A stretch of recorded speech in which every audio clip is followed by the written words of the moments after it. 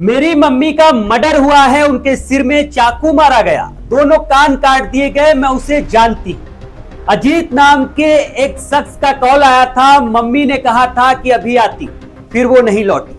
अजीत ने मेरी मम्मी को मार डाला है। मैं चाहती हूं कि उसके भी चाकू लगे, उसके भी कान कटे और उसके भी हाथ काटे जाएं और पैर काटे जाएं। उसे फांसी की सजा होनी चाहिए, वो मरा हुआ चाहिए।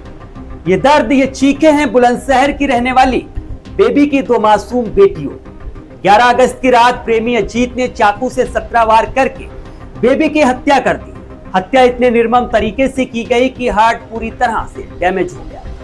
हत्या करने के बाद भी प्रेमी को कोई पछतावा नहीं था।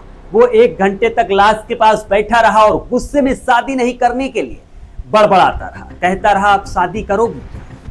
दरअसल मामला बुलंदशहर जिला मुख्यालय से करीब 35 किलोमीटर दूर खुर्जा कोतवाली का बताया जा रहा है। मीडिया रिपोर्ट्स के मुताबिक दिल्ली के प्रेमनगर की रहने वाली 38 साल की बेबी की करीब 15 साल पहले बुलंदशहर के पंकज से शादी हुई। दोनों के 4 बच्चे हैं, जिनमें 2 बेटे और 2 बेटियां हैं। बताया जा रहा है परिवार के घर से करीब 200 मीटर दूर अजीत ठेकेदार नाम का 42 साल का व्यक्ति किराए के कमरे में रहता था। अजीत खुर्जा की एक बर्तन बनाने वाली फैक्ट्री में काम करता है। बताया जा रहा है कि उसकी पत्नी उसे छोड़कर जाती है। पुलिस के मुताबिक करीब 1.5 साल से अजीत और बेबी के बीच संबंध। अजीत बेबी से शादी करना चाहता, लेकिन बेबी इसके लिए तैयार नहीं। बाद में उसने अजीत से दूरी बनाना शुरू कर दी। आरोप है कि इसी बात से नाराज होकर अजीत ने उसकी हत्या की साजिश रच डाली। मंगलवार रात अजीत के कमरे से शोर शराबे की आवाज आने पर पड़ोसियों को शक हुआ।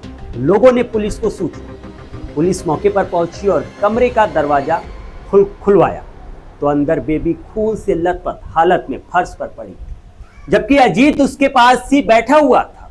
पुलिस ने बेबी को अस्पताल पहुंचाने की कोशिश की, लेकिन रास्ते में ही उसकी मौत हो गई। पड़ोसियों के मुताबिक अजीत के हाथ में चाकू था और वो गुस्से में बार बार कह रहा था कि अब शादी करेगी। पुलिस के पहुंचने तक आरोपी कमरे में ही मौजूद रहा और उसे गिरफ्तार कर लिया गया।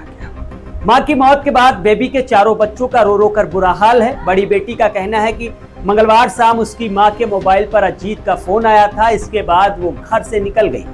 बेटी के मुताबिक उसका बड़ा भाई भी मां के साथ गया था, लेकिन अजीत ने उसे चुंगी के पास से वापस भेज दिया। इसके बाद बेबी देर रात तक घर नहीं लौटी। वही बेबी के पति पंकज का कहना है कि वो रात करीब 9:30 बजे काम से घर लौटा।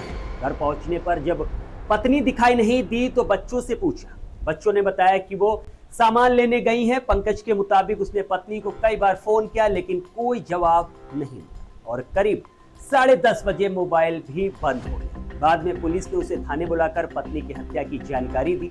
पुलिस ने लाश को पोस्टमार्टम के लिए भेज दिया। पोस्टमार्टम रिपोर्ट के मुताबिक बेबी के शरीर पर 17 गहरे घाव मिले हैं। इनमें कई बार सीने के तरफ किए गए, जिससे उसके हृदय को गंभीर नुकसान पहुंचा।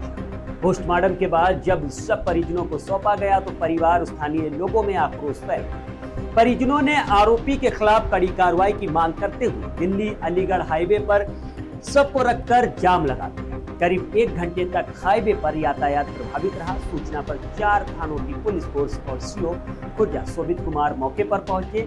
समझा बुझाकर घर भेजा गया, जिसके बाद आरोपी को भी जेल भेज दिया। आज रात करीब 10:15 बजे थाना खुर्जा नगर पर सूचना मिली थी कि खुर्जा कस्बे के शिवलोक कॉलोनी में एक व्यक्ति के द्वारा एक महिला की हत्या कर दी गई है। तत्काल पुलिस टीम मौके पर पहुंची तो जानकारी मिली कि एक अजीत नाम का व्यक्ति है, जो कि शिवलोक कॉलोनी में किराए पर रहता है। ये मूल रूप से नेहरूपुर का रहने वाला है।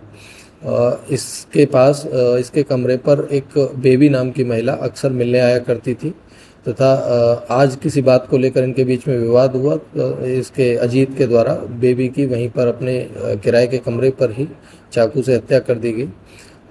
पुलिस द्वारा शव को कब्जे में लेकर पोस्टमार्टम के लिए भिजवाया गया है। फील्ड यूनिट द्वारा मौके का निरीक्षण कर साक्ष्य संकलन की कार्रवाई की जा रही है।